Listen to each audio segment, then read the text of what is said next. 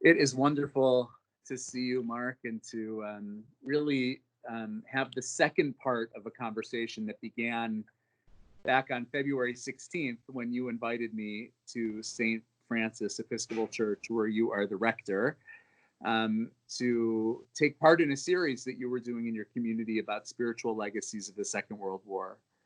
And I had the opportunity to share with your congregation some of the grappling with faith and theology after the Holocaust, in particular, how the Second World War most directly impacted the Jewish people. And it was a wonderful conversation. It was a great morning, and I thoroughly enjoyed it. In fact, I enjoyed it so much that I wanted you to come to Shalom to give kind of your response and how Christianity as a faith tradition grapples with some of these very difficult issues. So in lieu of an in-person visit, we're going to share this conversation with both of our communities as part two of what began months ago. Just as a means of introduction, the Reverend Mark Michael is the rector of St. Francis Episcopal Church in Potomac Village. He is a Maryland native from the rural western part of the state, graduate of Duke University and Wycliffe Hall in Oxford.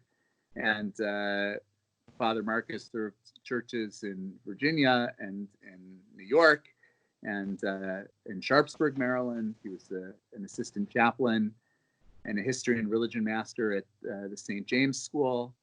He's married to Allison, who I also had a wonderful opportunity to meet, who's a PhD student, right, at Catholic University. That's right. And also working with you at the church as well at St. Francis. So thank you, Mark. Mark is a wonderful colleague and neighbor and friend, and has been very involved in all of the Potomac area interfaith activities, and really just blessed to have you as a dear neighbor.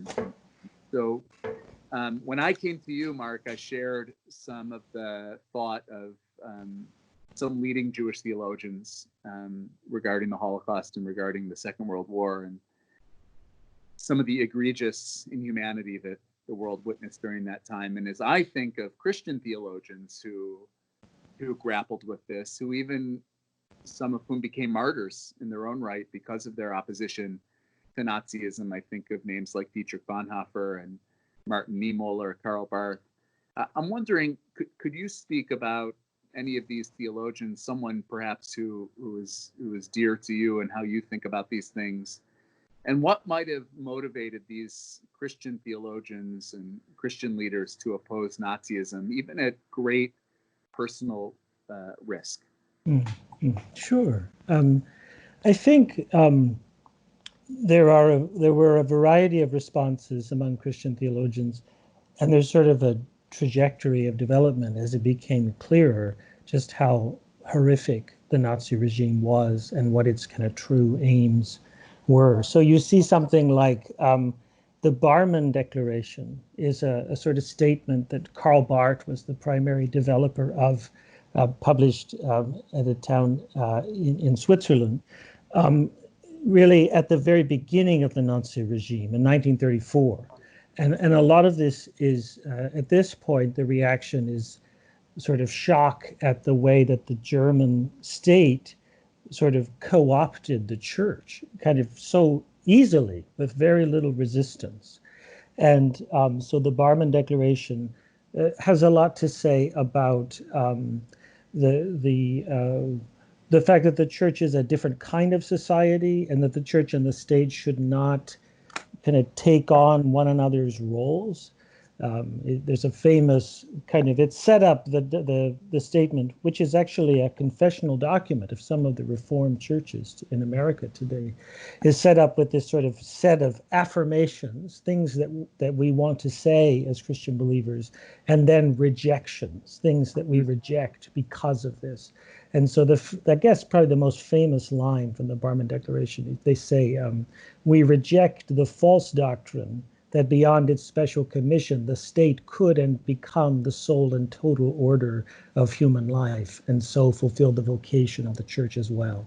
So there was this sort of concern about ideological totalitarianism and the way that the German church had just kind of turned over and played dead in this struggle. And so out of that, you see the development of these confessional churches, as they call themselves, that define themselves over and against the state church. And we're training people to live as leaders of a more authentic form of Christianity. So Barth very much involved in setting that up.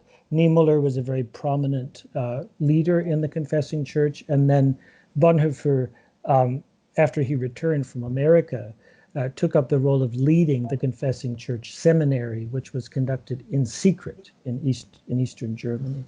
So I think a lot of this was initially about sort of the church should have integrity in its work. And then as it became clearer where this was going, there's a growing concern about those who are the victims of this. Initially, I think primarily about Christians who were kind of being singled out because, of course, though the Holocaust by far disproportionately affected Jewish communities across Europe, many Christians were singled out in various ways. So, and then, you know, as the brutality advances, a real concern. It's interesting with Bonhoeffer. Originally, he's very interested in the way that the discriminatory laws are a violation of civil liberties. He had spent time at Union Seminary in New York, and had right across the street from where I went to seminary. That's right. Yeah. And one of his best friends was a guy called Frank Fisher, who was an African American theologian. And I think his time with Fisher had alerted him to the real experience of racism, which, you know, as someone coming from a very privileged German background and a cultural insider, he just didn't have a sense of that. And so he actually responds to the first kind of wave of discriminatory laws he wrote a letter to a rabbi in America, Stephen Wise. I don't know if that's a name that you know. Yes, definitely. But sort of saying, you know, raise this issue in America about the civil liberty dimension. But then when kind of Kristallnacht happens, and it's clear just how brutal this is going to be, he really changes his language and focuses much more on Jews as brothers and sisters of Christians, and the church and the synagogue as having equivalent roles in the purposes of God. I read that he in his Bible, he would occasionally make annotations, but only in one place does he list a date, and it's next to Psalm 74, verse 8, which says, they said in their hearts, let us plunder their goods. They burn all the houses of God in the land. O God, how long is the foe to scoff? How long will the enemy revile your name? And he writes next to this November 10th, 1938. So this was the text that he had. So that, I think, and I think even among ordinary Germans, I spent a semester living in Berlin when I was a college student. And I lived with a family, an elderly family, and the husband was a retired pastor. And he had grown up in Mecklenburg, in sort of rural northern Germany. His father had run what we would call, I think, a sort of institute for developmentally disabled people. He was a psychologist. And he said that after his father, when Kristallnacht happened, his father got him in the car and they drove into the center of Schwerin, where the synagogue had been destroyed. And he said, I want you to see this, to know these people are not real Germans. These people, and we don't know what they will do next. And his father, you know, was a committed anti-Nazi. And a lot of that came out of the sense that there's no way that a Christian people should be complicit in this kind of brutality. So then Bonhoeffer himself went back to Germany, right? He did. He was offered a place to stay at Union, but he made the decision to go back to Germany to kind of pour himself into, he loved his country and he didn't want to see it, you know, ruined and demeaned in this kind of way. But he knew as he was going back that he was, you know, facing just a tremendous. He knew he could see that this was probably going to lead to his death. And of course, then what was the factor that led to his arrest and transfer into a concentration camp? So he was involved as a sort of spy, really, for the resistance movement. Especially, he was involved with the circles that plotted the failed assassination attempt on Hitler. And when they found that, he was passing documents to friends who were clergy, mostly in England, who were then getting things into the hands of people in their government because he had a wide circle of connections. And he was hanged, I think, like a couple days before, a week before VE Day. So just at the very end. There's also right now a really, I guess it's probably not out now, but very recently there was a film out about an Austrian active. Well, he was a soldier who died because he refused to cooperate with the Nazi government. It's quite powerful. His name is Jägerstätter. I don't know if you've seen this. It just came out a little while ago, and he did not feel it was the same kind of concern raised at Barmen, that the totalitarian demands of the state were just not compatible with the Christian profession. So it seems like in the early stages that it was much more of an intellectual, ideological, issue, perhaps before people realized just how brutal and the depravity of Nazism, and then it became a real humanitarian issue and about absolutely not just kind of a highbrow church state. That's right. Yeah, and recognizing that the same anger and hostility that the Nazis were directing against the Jews would soon come to anyone else who opposed their ideology. I mean, Niemöller had that famous quotation, you remember, about how yes, of course, they came for the Jews and I was not a Jew, and they came for the gypsies, and right, and so that was his own grappling with that. Mark, a lot of people believe that while Nazism was certainly not a Christian movement, that it did draw on some of the anti-Semitic texts in the New Testament and afterlife of those texts that continued on in European culture over the centuries. I'm wondering kind of how that sits with you and what you make of that. I'd also be interested to know kind of what you do with those texts, because there are certain texts in the New Testament that I think are, without a doubt hostile to, or about Jews. Certainly not all of the New Testament or even most of it, but there are certain texts. Do you teach those texts? Do you contextualize them? Do you ignore them? What role does that play for you, and what kind of responsibility do you think Christianity has globally, so to speak, for how those texts are used or misused? I mean, certainly there's as you say, there is a legacy of anti-Semitic teaching within the life of the church in different ages. There are so many kind of gifted theologians and church leaders who made many important contributions and had many good things to say, but also, you find these like anti-Jewish sermons that they also gave. This is the case with Luther and John Chrysostom, and of course the Nazis played on that.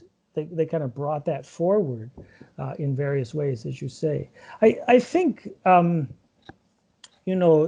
Christians have responded to this in various ways, and I think that maybe in some ways for us the more fundamental thing is trying to reclaim the Jewishness of the New Testament. Seeing Jesus as a fully Jewish figure, the continuity of the way in which his own teaching connects to important themes in the Old Testament. Seeing Paul as a fully Jewish figure. That's been a major project of biblical scholarship among Christians in the last 50 years. We have an ancient Christian heresy that goes back to the 2nd century called Marcion Ism. And Marcion was a Christian bishop who basically said, the God of the Old Testament is evil, and the God of the New Testament is gracious and loving. And his solution was to basically get rid of the Old Testament and lots of pieces of the New Testament he didn't like. Um, and and this is a perpetual temptation for Christians, and often for especially for Protestants, that that we to look at the Old Testament as being too legalistic, as God sort of being angry, too obsessed with custom, and then kind of transferring that onto Jews. I think that among a lot of American Christians, there's very little knowledge of what Jews actually believe and teach and practice today. There's an assumption that it's just basically like the Old Testament, and you close the book and then you walk into a synagogue. And I think there's a lot of ignorance. So a part of, I think, where we start is sort of teaching positively about the kind of Jewish heritage of our own faith, and helping people understand a little bit more about what Jews today believe and how their faith has developed over time. I mean, there's such, my wife is a student of, her degree is in biblical exegesis in the Middle Ages. And so she's done work with sort of Jewish medieval commentators on the scriptures, and a wonderful sense of playfulness and creativity. I have used quotations from the Talmud in talking about the development of the way in which to throw light on various early Christian practices and themes. And so I think the first step is viewing Judaism positively, and that Jews can help us today to understand more about the faith that we have as Christians. The texts these texts, there is a conflict in the scripture, in the New Testament, between Jesus and the temple elite, who played a role in, of course, they did not have the power to execute anyone, as you know. Right. But these conflicts are treated at length. And then there's also, I think, sometimes the disappointment of early Christians in the fact that most Jews did not become Christians.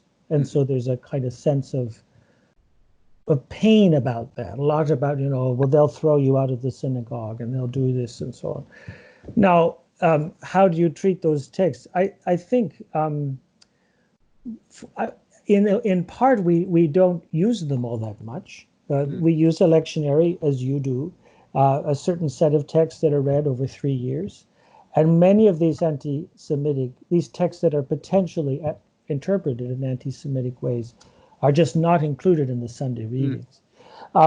Is that just in the Episcopal Church, or is the same 3-year lectionary is pretty much used by Catholics and Lutherans and Methodists and Presbyterians.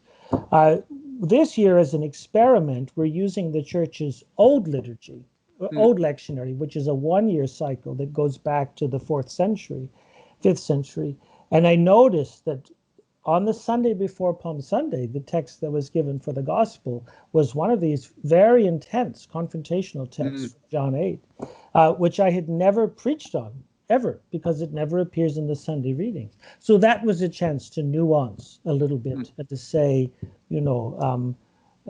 this text is not, this is not really a text about Jews today in any sense. This is a conflict that emerged. Also emphasize that, the Pharisees are often the sort of jousting companions of Jesus. Right. And of course, the Pharisees are the ancestors of Rabbinic Judaism. Christians load all sorts of bad associations onto the Pharisees. That Pharisees actually had a lot more. They had a lot more common assumptions with Jesus than most of the other kind of schools of Judaism at the time. So kind of revaluing the Pharisees. There's a tendency for Christians, especially Protestants, to read the Pharisees as obsessed with works righteousness and purification, and in a way that sort of, and really who originally they were jousting with was late medieval Catholics, who the Reformation was trying to correct. So they sort of read Pharisee on the late medieval Catholics, and then maybe read that also onto contemporary Jews, which is entirely, I think, unfair, you know. Right. So we bring this to light. In the liturgy, we have changed prayers. There's a traditional prayer that was always read on Good Friday that called for the conversion of the Jews. The prayer we now use asks for God's blessing upon the Jewish people, and that all the people of God would share in life with him together. We also have, there's another beautiful set of prayers actually arising out of a kind of piece of poetry in the book of Hosea, where they're called the reproaches. And the theme is, "O my people, how have you rejected me? How have I spurned you? Answer me." And it goes through this whole series of things, blessings that God gave to his people. And then this refrain.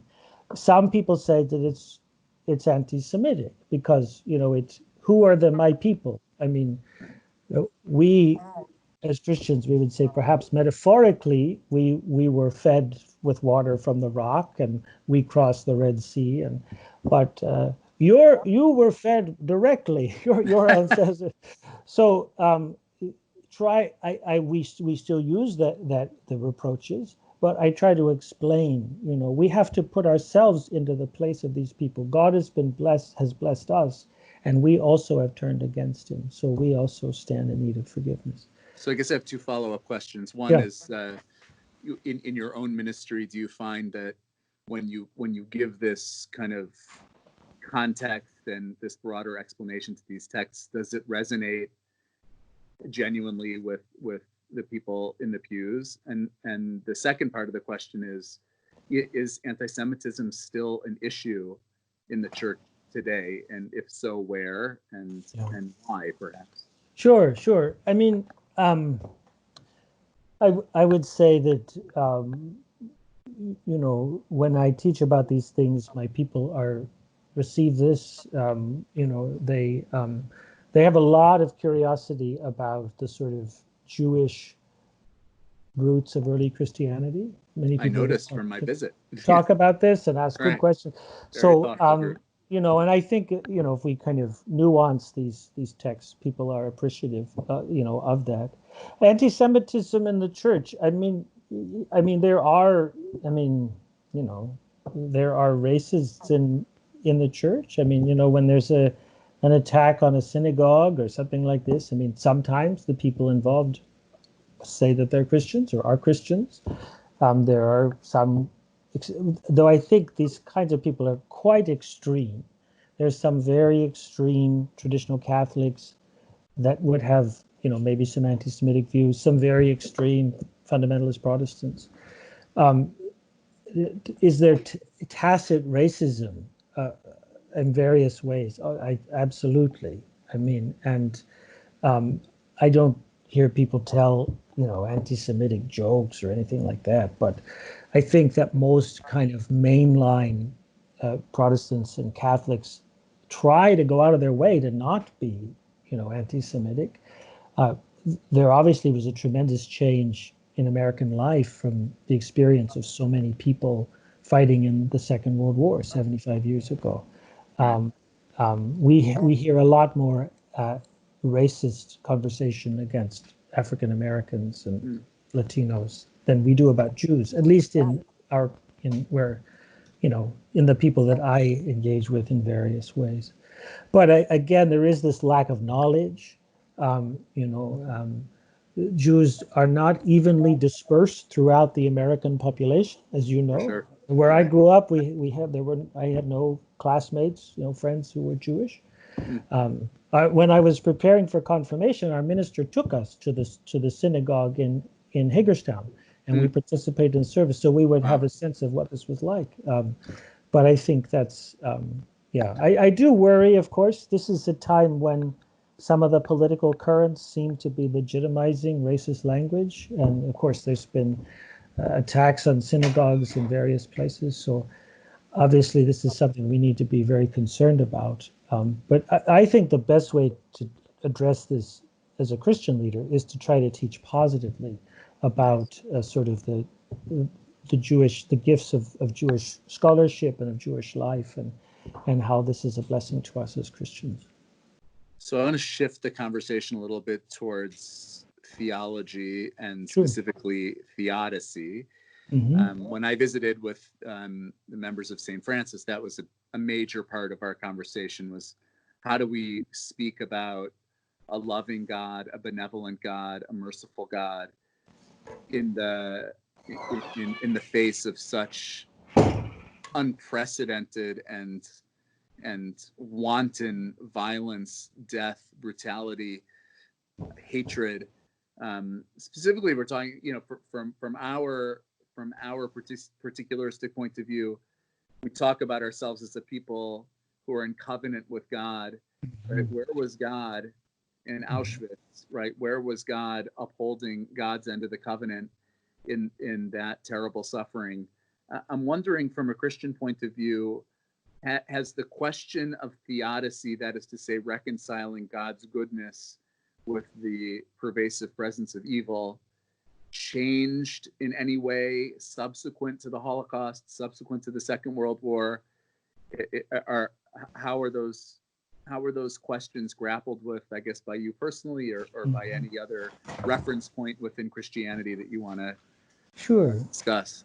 I think there are sort of two directions that Christian treatment of this has gone. And, you brought just a whole series of deeply engaging meditation, these richness. We've not had the same kind of depth of engagement across the church as Jewish theologians have on this topic, but there are two responses that come to mind.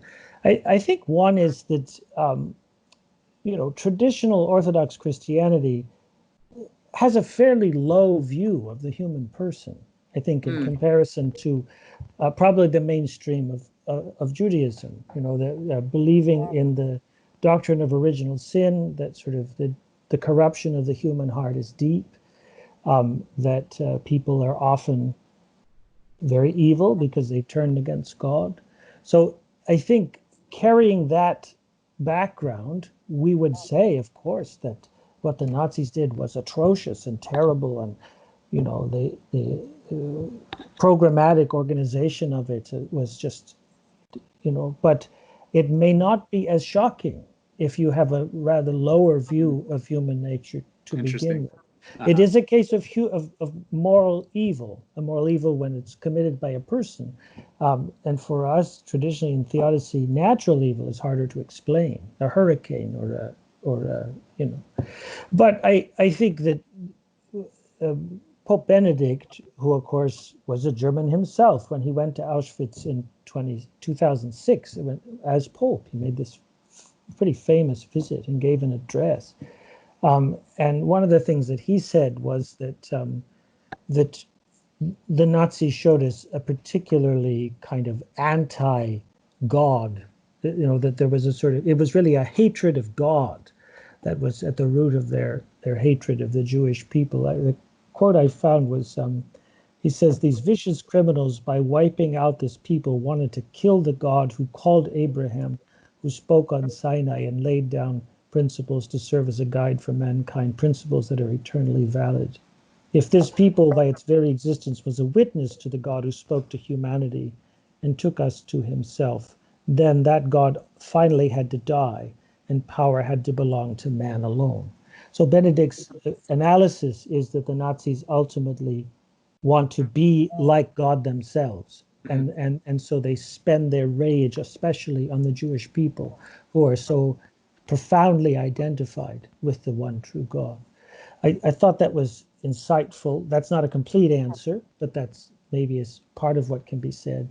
The other theologian that I think grappled with this pretty powerfully was Jurgen Moltmann, another German theologian, who had himself served in the German army and was captured and sent to a prisoner of war camp in England. And when he was there, they put photographs up of the camps in the cells of the German prisoners to taunt them about this was your people did this, And he describes how he had a very kind of, not very engaged with religious questions as a young man, but this created in him a crisis of faith, trying to think about what had happened, the immensity of evil that had been done. And he came out of this with this emphasis that the one who God is above all is one who is with his people in their suffering. And for Christians, this is a theology of the cross. For us, Jesus is the one, is God most of all suffering with us and sharing in that as a kind of protest against evil. The quotation he said, shattered and broken, the survivors of my generation were then returning from camps and hospitals to the lecture room, a theology which did not speak of God in the sight of the one who was abandoned and crucified would have nothing to say to us then. God in Auschwitz and Auschwitz in the crucified God. That is the basis for real hope that both embraces and overcomes the world. So this sort of emptying of God, of God's power to identify with the sufferings of people, and that this is seen chiefly in the cross. I mean, it's a profoundly Christian theodicy, of course, but provoked by this notion that God could not be the one who stands apart when his people. Although I have to say, it reminds me almost exactly of what Elie Wiesel said. Yes. That God is hanging on the gallows. You know, God. Well, that was when I said there's this quote I can't find. There was that famous quote from Knight. That was the quote from Knight. Yeah, from Knight. Yeah, and for him, I mean, this also brings with it a critique of traditional Christian sort of orthodox theology about God that emphasizes God's impassibility, his changelessness, his kind of perfection. And he said, this won't do anymore. We have to have a sense of God who becomes vulnerable and who suffers with people. And of course, that's not I'm not sure that I go the whole way with Moltmann on that, but as a pastoral dimension of how a loving God would be present to people, I do think that's an important insight. You know, for Jews, the idea that God did not intervene, is a major theological conundrum, right? On some level, Jews have taught historically that God has changed in the way that God interacts with the world since the end of the biblical era. In other words, God has kind of receded from the realm of miracles, intervention, or even divine chastisement, that God kind of steps back and I guess consequently people step forward. But the question of, if God was ever going to intervene, wouldn't that be the moment? The moment to do it? I'm wondering, what does Christianity teach about interventionalism? Right? Does God swoop in? Does God bend the laws of nature? Does God make explicit miracles happen today? I know that it's hard to speak for all Christian thought on this matter, but I'm wondering, and we didn't talk about this ahead of time, so I'm catching you off guard a little bit. But I'm wondering what you think about that, because that's certainly, one of the most difficult things to grapple with, in terms of Holocaust theology. I would say that Christians generally do believe in an interventionist view of God. That in part we pray because we believe that God hears and answers and changes things. That God has I find most helpful the explanation that there's a kind of double causation in things that happen in the world, that sort of all things are beneath God's general oversight and direction, but that there is space left for the authentic functioning of human free will. And sometimes God overrules that and acts directly, or he acts through natural causes. I mean, for Christians, it's always, as it is, I think, for Jews, very difficult to say, why did this thing happen, this good thing or this bad thing? But we believe that God himself remains at work through the breadth of the experiences we have, both good and bad, course, we also believe there are gracious people in the world. We believe there are bad people in the world. We believe that there are supernatural forces at work in the world for good and for ill. I mean, most Christians, I think, have a notion that angels are present and active, and demons are present and active. So there are forces we don't see and can't control. But there would be some Christians who have a very sort of God sort of wound up the clock and started it and just sort of sits apart. But historic orthodoxy would emphasize the sort of continued engagement of God with his world.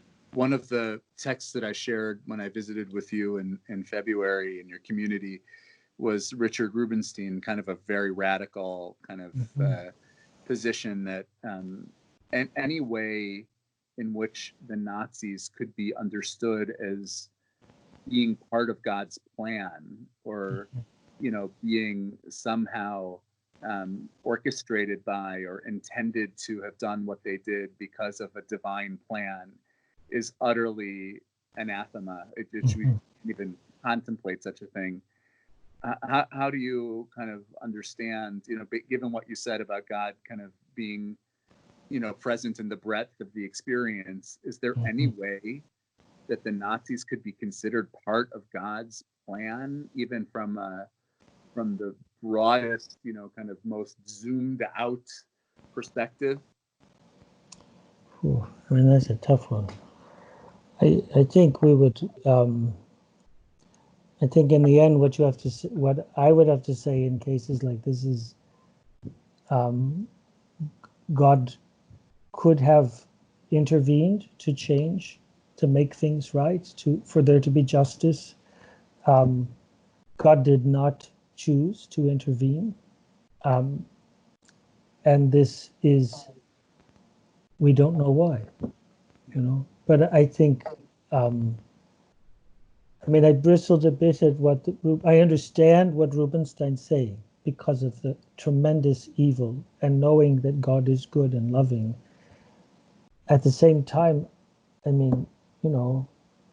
all sorts of awful things have happened in human life to faithful people. Sennacherib destroyed, Nebuchadnezzar destroys Jerusalem and hauls people off into exile.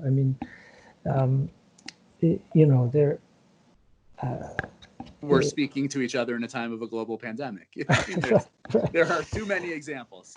Yeah, but to say, I do think the danger is when you take God out of the events of human history, you're working with a very limited view of who God is and of his power and majesty.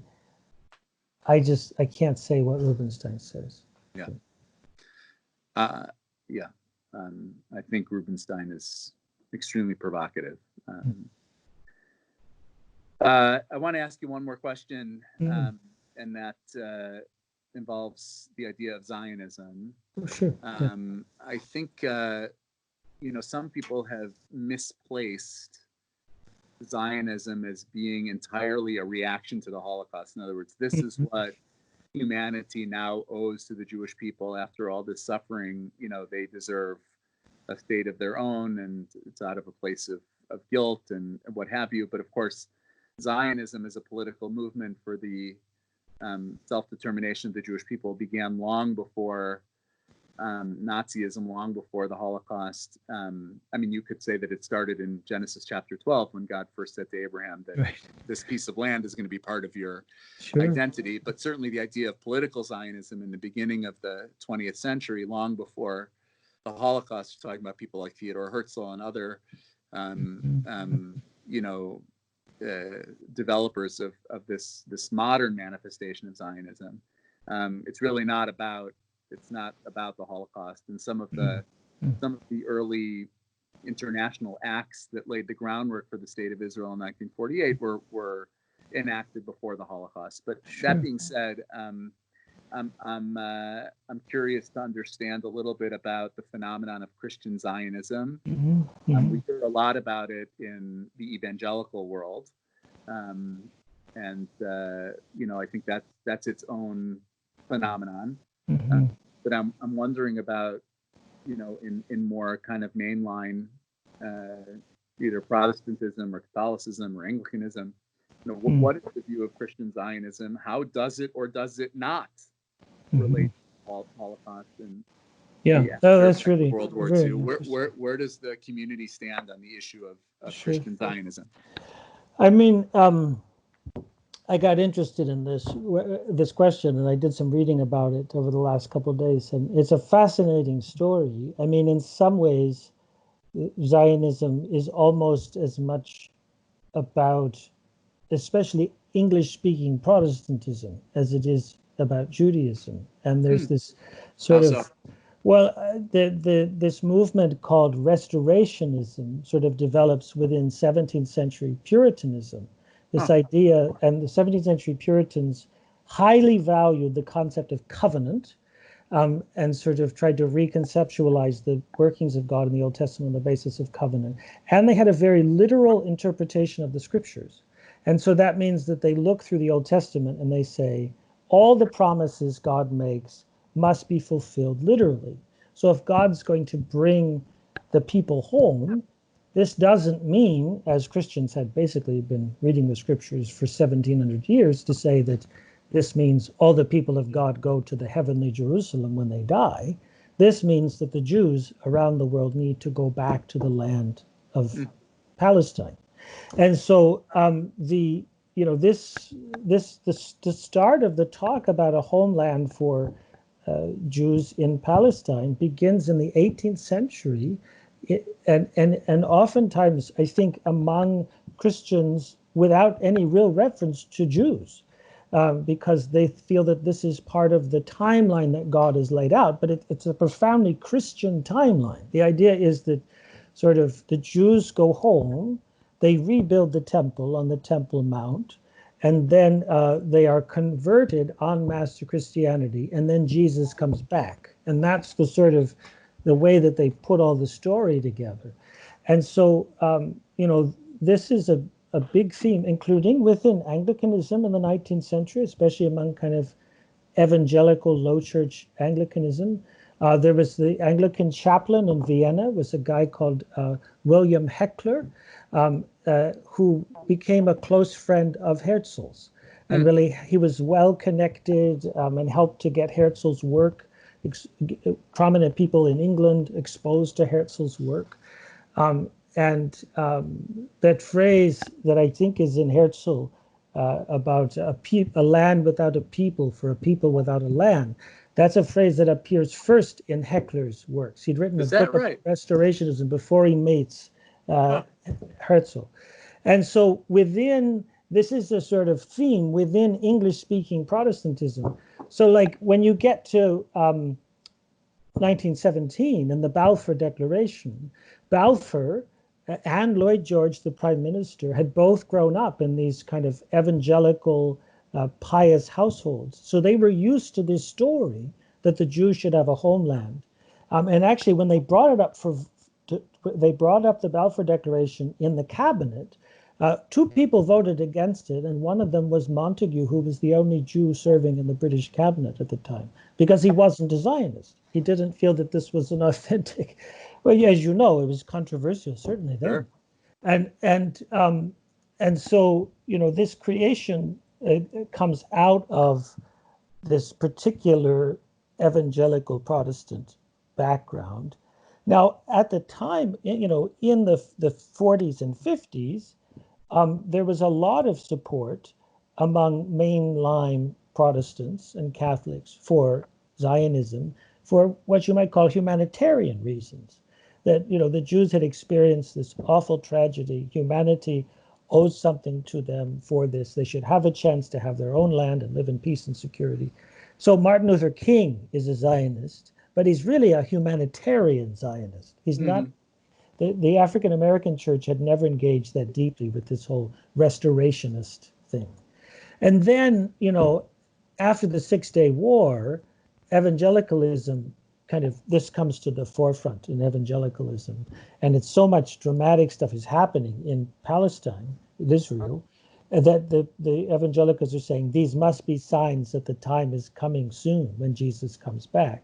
And so that's out of that, you have things like the late great Planet Earth in 1970 and Left Behind, all these sort of, these books that really espouse a pretty marginal Christian theology, but that really a lot of people get exposed to this through this. And so, I mean, Christian Zionism is a big theme, as you know, in evangelicalism today. But in other parts of Christianity, it's almost completely unknown. We had a guy when I was in seminary come and give a lecture to us on this. And, I'm at Oxford with these sort of 50 other ministerial students. And after the lecture is over, and it was all about dispensationalism and Christian Zionism, the other guys around me turned to me they said, "Do you mean that people in America actually believe this stuff? I mean, they'd never heard of this before." And I was like, well, he did say that a lot of this started among evangelicals in the Church of England. So you guys should have known about this. But I mean, in our own church, I would say there's not Christian Zionism is a pretty margin. Some people, I'm sure, embrace it, but it's not something that we have teaching about. And of course, it was never embraced by Christians who live in the land of Israel today.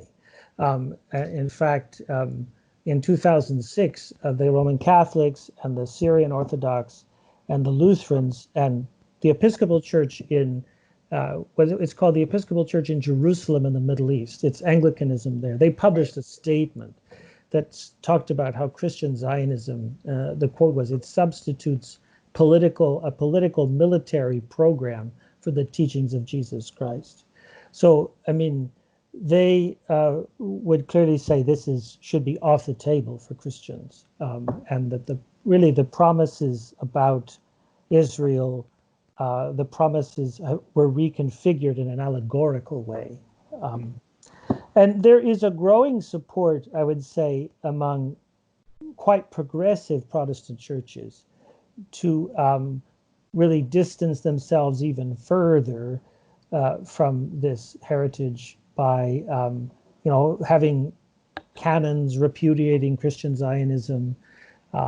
Some churches have participated in I think it's the sanctions and boycott, this boycott, movement. Divestment and sanctions. Divestment, yeah. In fact, in this last summer, it was quite important, I thought.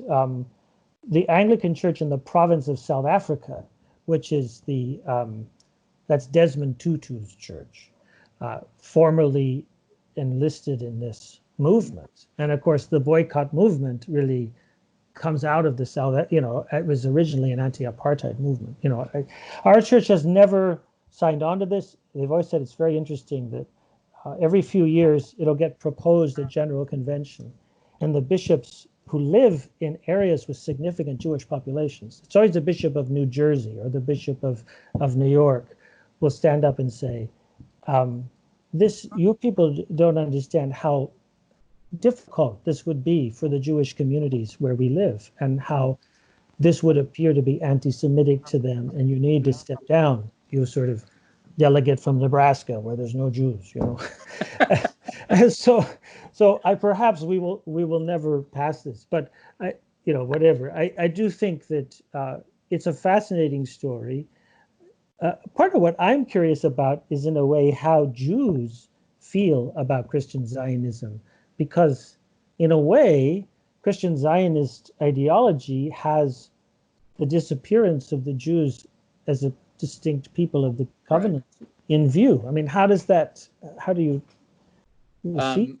So I think there is a lot of healthy skepticism, especially among liberal Jews, around the whole issue of Christian Zionism, especially in its evangelical manifestation.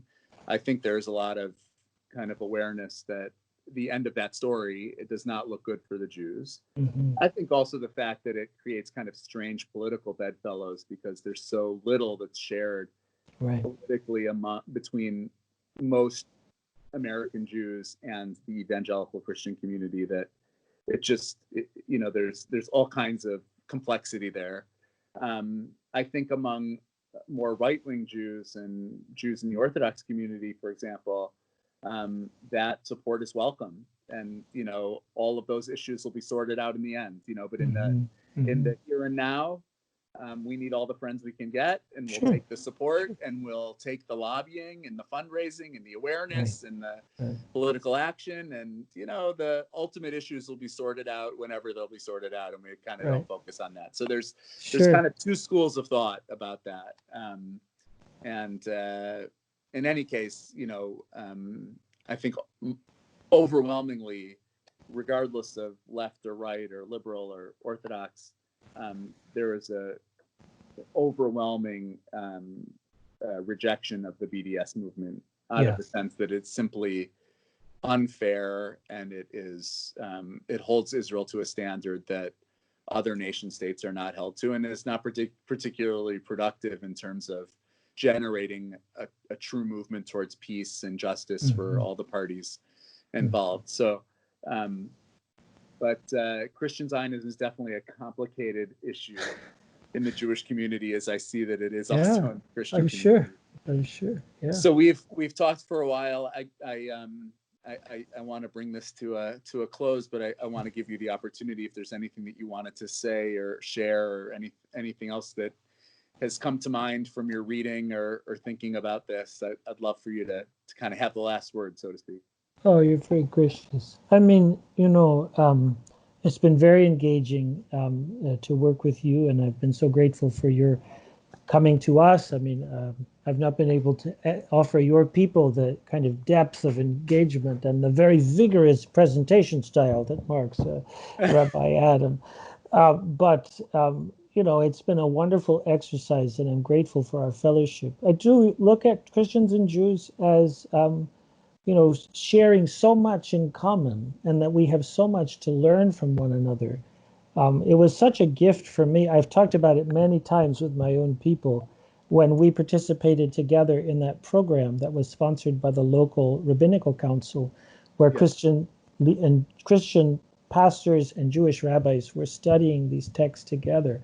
I think there's a wonderful way that we can listen to each other and build the foundation of, you know, standing side by side in the purposes of God, and having so much that we can do together that allows God's will to come to life in our own communities. So I'm grateful for this. I hope we'll be able to talk again, and I'll be able to meet some of your people face to face in time. So we have a phrase in our tradition that says "Kain Yehi Ratzon," which means may it be God's will.